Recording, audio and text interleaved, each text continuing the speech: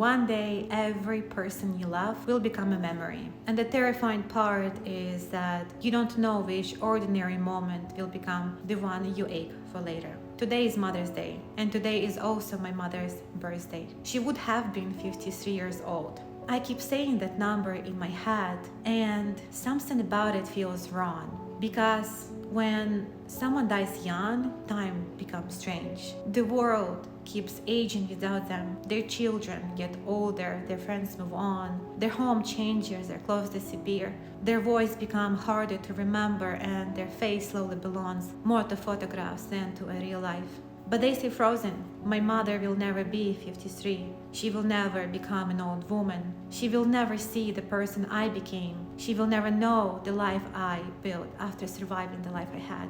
To the world, she is gone. But to me, she is still here in a way I don't even know how to explain. Not here to judge, not here to call, not here to ask one more question. But here that today on Mother's Day, while the world posts flowers and branches and beautiful captions, I will remember that my mother was born on this day. And I will remember that she died 10 years ago. 10 years, a full decade. Long enough for people to stop asking about her. Long enough for her name to disappear from most conversations. Long enough for the world to quietly erase her. And maybe that is one of the most painful things about death. It is not only that someone leaves, it is that after a while the world behaves as if they never here at all. People die and the next morning the sun still rises, coffee is still made, traffic still moves, people still complain about small inconveniences. People still post pictures of their food, their face, their vacations, their perfect little proofs that life is going well. And somewhere inside all of that noise, a whole human being is gone. A whole life, a whole universe. And most people do not even notice. 10 years ago, I saw my mother being taken away after she died. I don't want to describe it in a way that turns pain into a scene, but I remember standing there and feeling something in me separates from the rest of the world. For everyone else around me, it looked like a procedure, a task, something that had to be done. People knew what to do, people had forms, people had steps, people had job.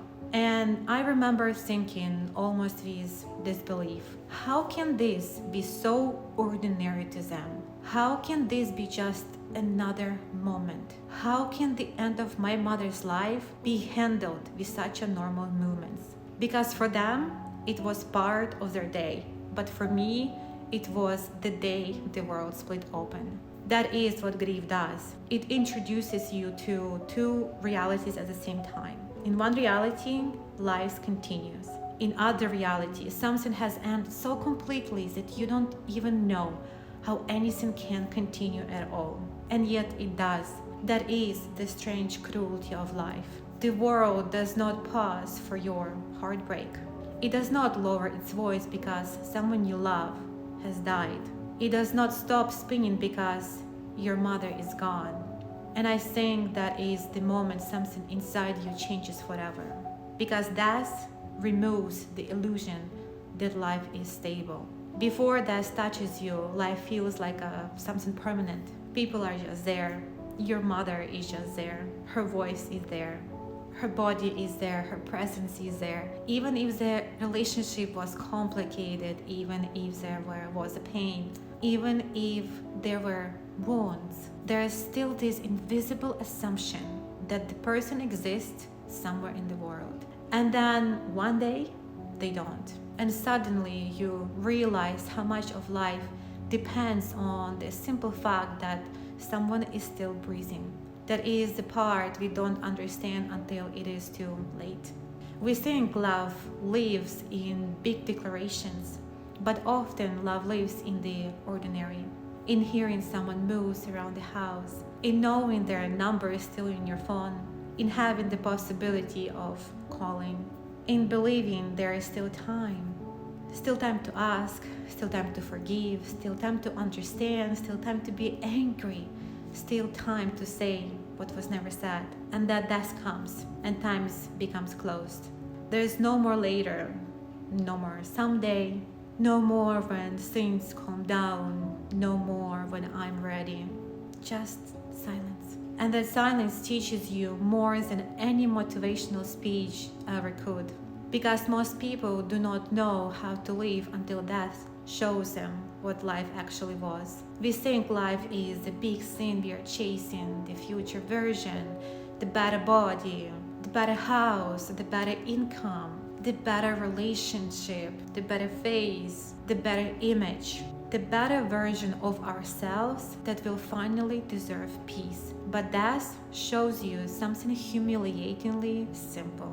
Life was already happening while you were waiting to become enough. Life was already happening while you were trying to fix your appearance.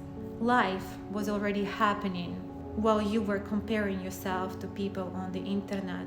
Life was already happening while you were stressed about things that now look almost embarrassing in the face of mortality. That is what death does. It strips everything down.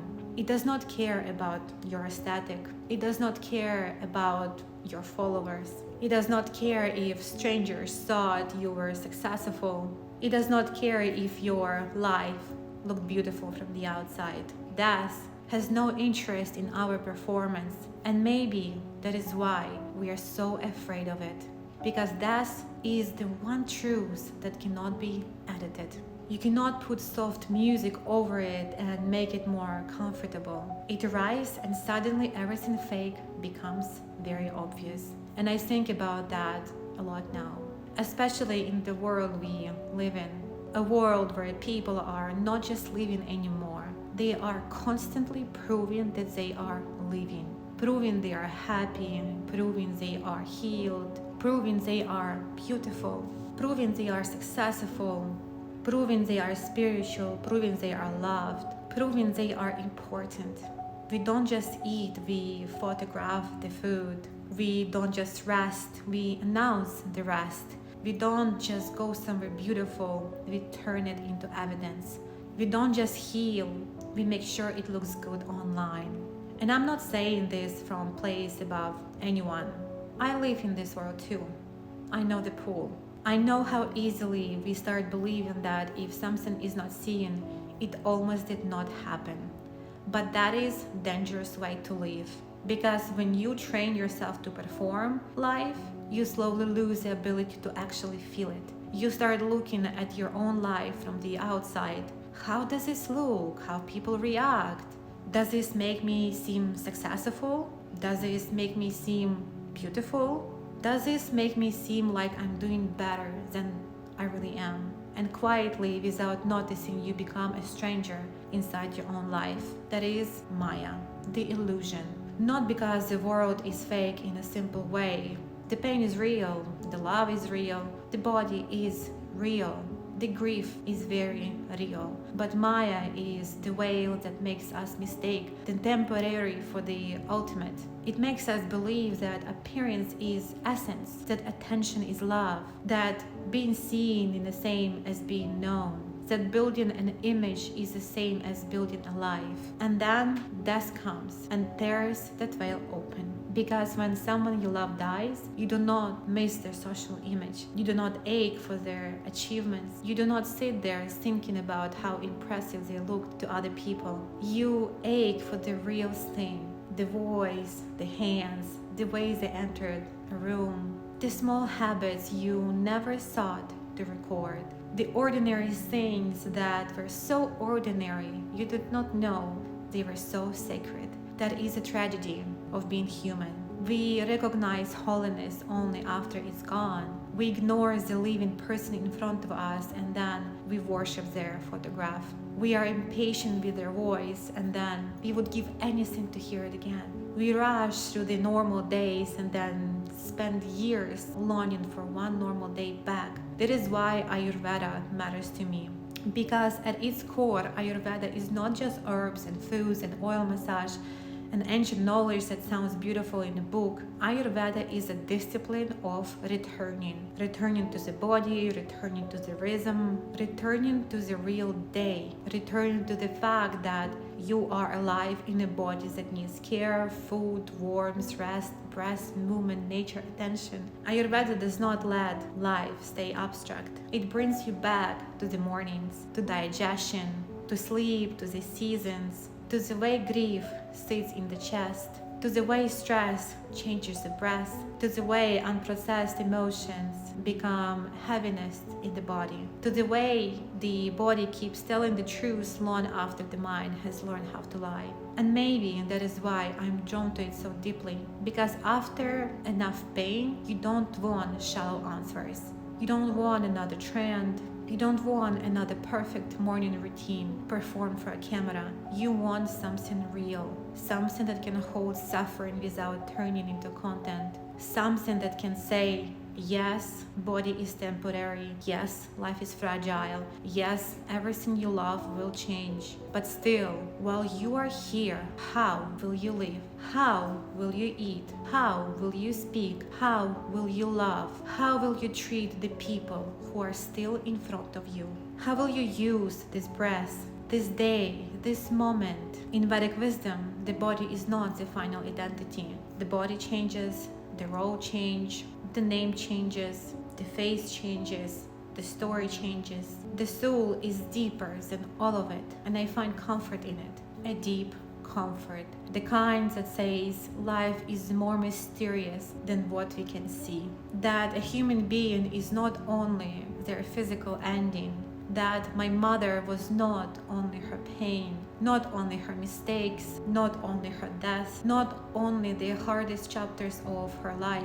She was a soul passing through this world, just like I am, just like you are. And for a little while, our lives touched. For a little while, she was my mother. For a little while, I was her daughter. And maybe part of my dharma now is to remember her with truth, not to turn her into a saint, not to erase the complicated parts, not to pretend grief is clean, but to carry the full reality of her existence. She lived, she struggled, she loved in the way she knew how. She failed in the way humans fail. She had dreams I may never fully know. She had thoughts no one recorded. She had fears she probably carried alone. She had an inner world that disappeared with her. And that thought destroys me sometimes, because every person you pass on the street has that, an inner world, a whole universe inside them. Memories, childhood, shame, embarrassment, hope, regret, love, songs they remember, places they miss, people they never stop thinking about. And yet, we treat each other so casually. We reduce each other so easily. We turn people into opinions, appearances, roles, mistakes, content, competition. We forget that every human being is carrying a life we will never fully understand. And then one day, they're gone. And the world moves on. This is the part I keep coming back to. In this world of billions of people, I'm the only person who remembers my mother. Not as a name, not as a date, not as a sad event, but as a person who existed, a person who once had a body and a voice and a birthday, a person who would have been 53 years old today. And there is something unbearably lonely about that, because memory becomes a responsibility. When someone dies, you become a keeper of a proof they were here, proof that they mattered, proof that their life was not erased just because the world stopped speaking their name. And maybe that is one of the most sacred forms of love. We remember someone who can no longer remind the world of themselves. But this video is not only for my mother, it's also for the living, for you, for me, for anyone who is postponing their life, for anyone who is so busy trying to become impressive that they forgot how to be present, for anyone who has turned their life into a project and forgot it was also a miracle. Because one day, this version of you will be gone too. the body you criticize every day, the face you keep inspecting and trying to change, the house you think is not good enough, the family that annoys you, the child asking for your attention when you are tired, the ordinary dinner, the messy kitchen, the quiet evening, the boring Tuesday. One day, someone may ache for this exact life you are rushing through. This imperfect, unfinished, unglamorous life. Someone may miss the sound of your steps in the house. Someone may miss your voice. Someone may remember something small you did and hold on to it for years. And that is why we have to be careful. Careful with our attention, careful with our time, careful with the people who love us quietly while we are so busy trying to impress people who barely paying attention. Because the people we love are not background characters in our ambition. They are not props in the story of our self-improvement. They are not interruptions to our life. They are the life. And I think modern culture has made us forget that. It has convinced us that happiness must be visible to be real, that success must be displayed to be valid, that beauty must be approved by strangers, that healing must look soft and aesthetic, that spirituality must be photographed in a good lighting. But real life is not always beautiful in ways that performs well. Real life is often boring. Real life often repetitive. Real family is often messy. Real grief does not care about your content schedule. Real spirituality is not always peaceful. Sometimes it is standing in the ruins of your own life and asking, what is actually true? What remains when the image is gone? What matters when no one is clapping? That is where life begins to become honest. And I think this is the lesson my mother's dads keep teaching me, not loudly, not dramatically, but through absence, through the empty space where a person used to be. It teaches me that life is not something waiting for me after the next achievement. Life is not waiting for me when I finally look better. Life is not waiting for me when I have more money. Life is not waiting for me when I become more confident. Life is not waiting for me when my house is perfect, my body is perfect, my mind is perfect, my future is finally secure. Life is happening now, in this breath, in this imperfect body, in this imperfect day, in the people still here, in the food we prepare, in the morning light, in the trees, in the sound of children, in the hand you can still hold, in the apology you can still make, in the truth you can still speak, in the love you can still give before it becomes memory. Because one day, memory is all that remains. And if death teaches anything, it is this. Do not wait until something is gone to understand that it was sacred. Do not wait until someone dies to recognize they were not ordinary. Do not wait until your body breaks to start caring for it. Do not wait until your life collapses to ask if you were living in alignment. Do not wait until silence teaches you the value of a voice. My mother would have been 53 today, and I don't know what she would have been like now. I don't know what conversation we would have. I don't know what she would think of me. I don't know if we would have healed everything. I don't know if we would have understood each other better with age. There are so many things I will never know, and that is part of grief too. You don't only grieve what happened, you grieve what will never have the chance to happen. The future dies too. The conversations, the repair, the questions, the ordinary visits, the small updates, meaningful messages, the chance to say I understand more now. Death closes doors you thought you had more time to walk through. And maybe this is why I cannot treat life casually anymore, because I have seen how quickly a person becomes a memory. I have seen how the world moves on. I have seen how a life can end while everyone else continue with their day. And I don't say that to make life feel hopeless. I say it because it makes life urgent. Not urgent in a panic way, not in the modern toxic hustle way, but urgent in a sacred way. Urgent like, wake up, look at your life, look at the people beside you. Acknowledge them. Look at the sky. Look at your child's face. Look at your own hands. You are here. You are still here. And while you are here, you still have choices. You can choose presence over performance. You can choose depth over image. You can choose truth over approval. You can choose to live your dharma instead of living for validation. You can choose to stop worshiping a fabricated world that will never love you back, because social media will not remember you. The algorithm will not mourn you. Strangers will not carry your soul. But the people you touched will. The people you love will. The people who felt seen by you, held by you, changed by you. That is what remains. Not the image, the imprint.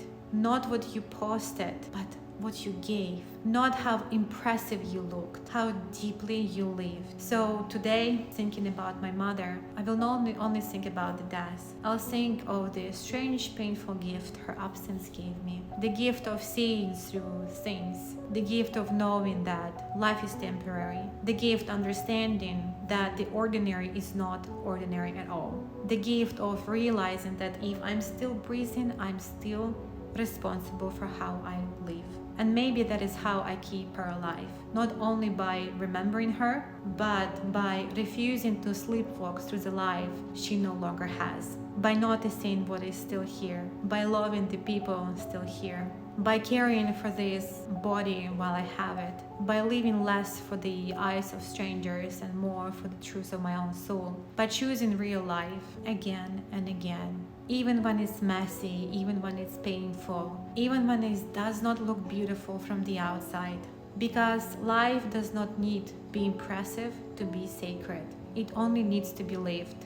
The world may not remember that my mother was existed, but I do. I remember that she was here. I remember that her life mattered. I remember that her absence changed me. And if you're watching this, maybe let this be the moment you remember too. Remember someone you love while they're still here. Remember your own life while you are still inside it. Remember that the day you are rushing through today, maybe one day become the day you would give anything to return to. So live it. Not later, not when you're ready, not when everything looks perfect. Live now. Because one day, someone may stand in the silence you left behind and realize that you were trying to realize your whole life. That the real life was never somewhere else. It was here. It was always here.